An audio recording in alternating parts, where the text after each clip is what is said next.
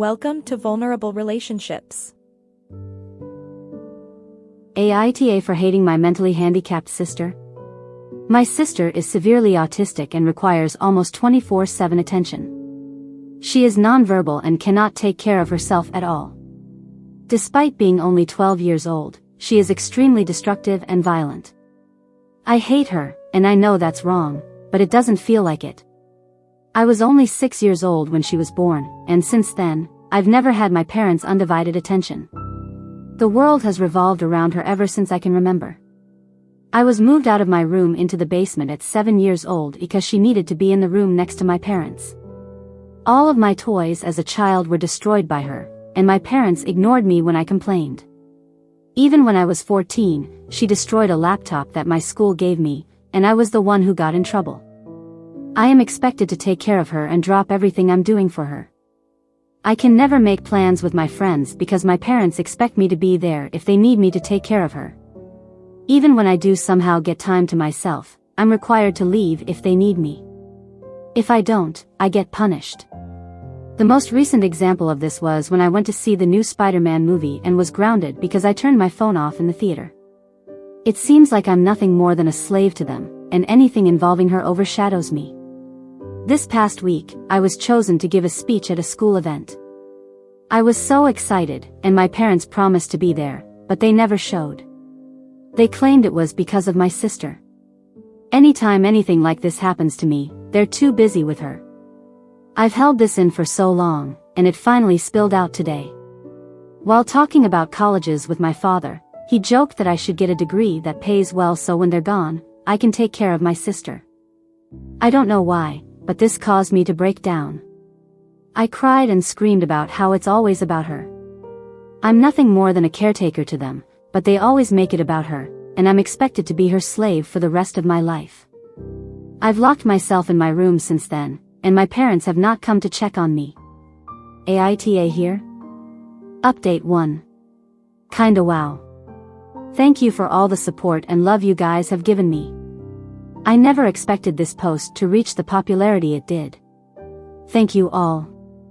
After thinking about it for these past hours, you're right. I don't despise my sister. It's not her fault that she was born the way she is. My parents came to talk to me a while after my breakdown, but I was unable to bring myself to talk to them. I only cried and asked them to leave. They made arrangements for me to stay with my grandfather for the time being. I'm getting ready to go to his house now. My parents want to talk to me, but we have decided it's best to leave for now. We need some space and time to collect ourselves. We'll be sitting down and talking later this week about the issue. Thank you all again for the love and support through this. I'll send an update your way later this week if people are interested. Comments. Comment 1. NTA, these are perfectly legitimate and understandable feelings. You have done nothing to sign up for taking care of another human being. It's not like she's your kid, and it was wrong of your dad to joke about that because it sounds like he probably is really thinking along those lines. Be honest with your parents about how you feel. Make clear that it's insane that you're expected to be a full-time babysitter. Grounded for no phone in the theater? That's BS. Comment 2. NTA, kid. I hope you go to college far away from home later in life. Make sure your parents understand that you won't be taking responsibility for her so they have better care and funding in place. Comment 3. NTA, if you can go to college far away, time away and being on your own to just be yourself will be good for you. I think your dad was only half joking, but sometimes you want to have a conversation with them about their plans to take care of your sister in the future and make it clear that you don't intend to be her caregiver, especially if you feel the same way as you do now. I'm really sorry your parents didn't handle this better, and I hope that one day your anger moves away from your sister. Update 2. I'm back, like I said I would be. My original post got a lot of attention. As some of you guys seemed interested, here's my update. Well, since that day I made the post, I've been staying with my grandfather. The week's been honestly a huge change for me, for better and for worse, but I'll try to run it down. I started by telling my grandpa the story of why I broke down the way I did. To be honest, he seemed horrified. No one in my family knew my parents were using me as essentially a free care service for my sister. My grandpa told me some things I don't feel comfortable repeating here, but in essence, my sister is supposed to be getting care from a professional, and my parents were ignoring that. Along with this, I was not supposed to be caring for her at all with my mental state, and apparently, she's a danger to herself and others. With everything else I told him, along with stuff like the movie incident, he was really mad and told me not to contact my parents without him there. He pretty much told me he'd be meeting with my parents beforehand and that he was going to be there when I sat down with them.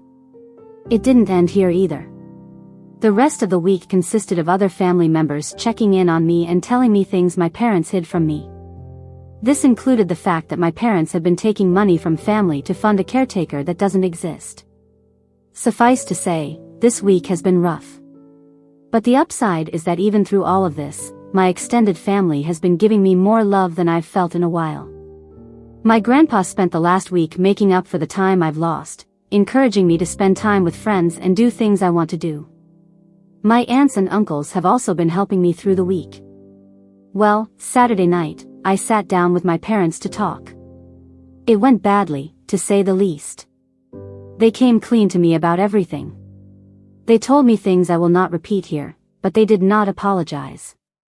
My parents still claimed that I somehow owed my sister my time, my father even saying, "You were put here to be her caretaker." I won't lie and say I was composed. After everything I learned, I confronted them on the fact that my sister needed a caretaker, the money my dad was taking from his sister, and a few other things. They denied it or made excuses, and in the end, we ended up in a worse place than before. Today will be my last time talking to them for a while. After talking with my grandfather and uncle last night, I'm not going back. Later today, I'm going there and picking up my stuff and moving in with my grandfather. When I graduate high school, I'm planning on leaving the state to go to school.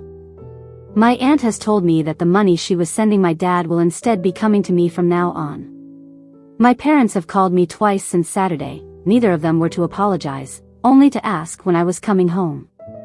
I won't be going back to them right now. I still feel pretty uneasy about everything, but I feel like that will pass. The rest of my family is showing their support to me, and honestly, it feels great. But in the end, I lost my parents over all this. I've learned something that I wished I saw earlier. I don't hate my sister, in fact, I love her with all my heart. I should never have projected my hate onto her. That was wrong, and someday I hope to make up for it, but for now, I need to leave. So there's my update. Thanks again for the support my original post received. I really appreciate everyone who took the time to comment or show me support. Thank you. Edit, thank you all so much. I wish I could respond to every single one of you, but my lunch only lasts so long. I'll update tonight on how the move out went. But until then, thank you all. I want to say that your support has been amazing, and your kindness means more to me than anyone could ever imagine. Update 3. Wow, I never imagined my story would reach the popularity it did. I know it's kind of cliché and I've said it 1,000 times, but thank you all. We just got back from moving my things at my parents' house. Everything I wanted to take, my grandpa and uncle helped me move, and it's now at my grandpa's house. I have my birth certificate, social security card, every other document, and record I could think of. My parents were quiet the whole time I was there. Shortly after I arrived, my dad left with my sister, and my mom hovered over us silently as we moved. It took me a while, but as we left, she broke down and told me she loved me and would miss me. I hugged her and said goodbye, and that was it. Even now, as I sit here, I wonder if she really meant it after this whole week of her not saying anything.